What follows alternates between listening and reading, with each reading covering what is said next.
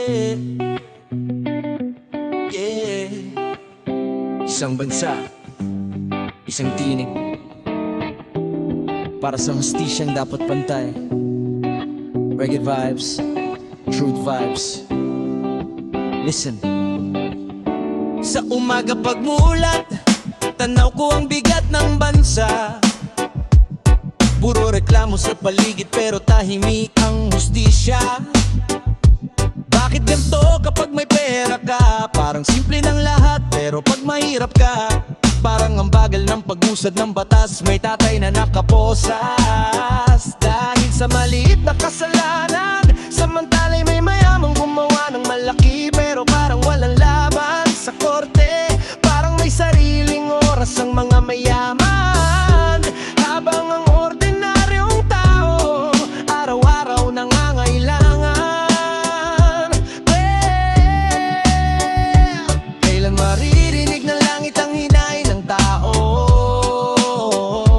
Kailan magiging pantay ang timbang ng hatol dito? Hindi kami galit, pagod lang sa paulit-ulit na kwento. Ang salitang patas sana maging totoong prinsipyo.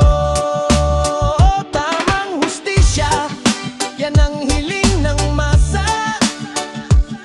Hindi pabor-pabor, dapat pareho ang pagtingin sa bawat isa. O tamang hustisya para sa aming Pilipino. Pakinggan mo ang sigaw namin, hindi pera ang sukatan dito. May mga kaso sa syudad taon na pero walang galaw. May mga nakabimbin pa kahit malinaw na ang mga saksit tanaw. Pero bakit kapag sikat, biglang mabilis ang proseso? Parang may shortcut na hindi namin alam, parang may sariling daan sila bro. Ang mahirap umasa pero laging nauudlot. Parang may harang na hindi makita pero ramdam sa bawat yugto. Pilipinas, kailan ka magiging tahanang pantay ang trato? Hindi lang sa papel, kundi sa bawat boses ng tao. Kailan ba magiging tunay ang salitang para sa bayan? Kung ang batas ay natitinag kapag may kayang lumaban. Di naman kami humihingi ng sobra, pantay lang naman. Dahil ang hustisyang tunay hindi dapat nabibili kahit kanino man. O tamang hustisya, yan ang sigaw ng masa. Hindi namin kailangan ng kwento, gusto namin ay resulta. O tamang hustisya, dapat pantay ang mata ng batas. Walang mabagal, walang mabilis, lahat tayo patas. May nanay na umiiyak, anak niyang walang sala, pero nahatulan agad kasi wala silang pang-abogado. Wala. Habang may isa diyan na kilala may kasalanan pero absuelto.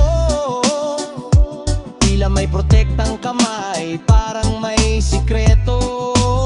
Natatapagod isipin, bakit ganito ang sitwasyon? Bakit pag ordinaryo, agad ang implementasyon? Pero pag may hawak na kapangyarihan, biglang may delay, may pabor, may ikang direksyon. Ito ang sakit ng sistema, hindi tao ang kalaban. Ang kabalaban ay lakad ng batas na hindi pantay ang daan.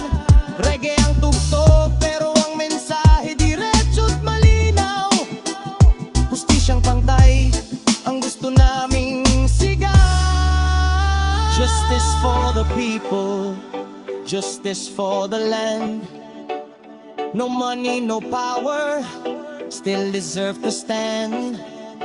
Rise up kapatid, don't let the fire die. Truth in our voices, hindi kayang bilhin ang buhay.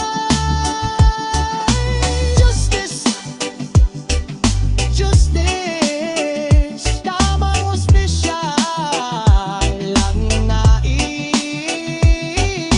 Justice, justice,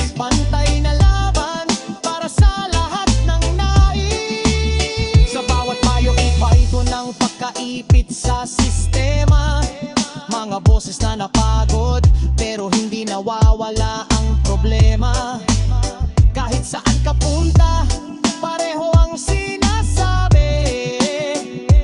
Pag may pera ka, mas matanglan. Pero tayo, di tayo titigil, hindi tayo susuko. Kanta natin to, kwento natin to, ihatid ko hanggang marinig ng Pilipinas ang daing ng tao. Hustisyang tatay, hustisyang totoo, tamang hustisya para sa masa, para sa tao. Pantay na trato, hindi lang sa harap kundi pati sa likod nito.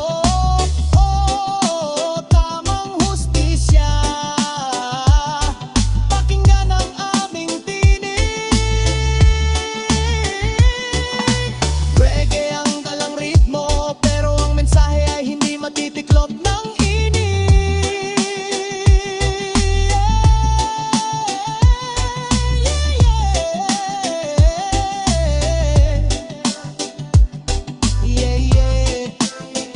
Equal rights and justice for everyone.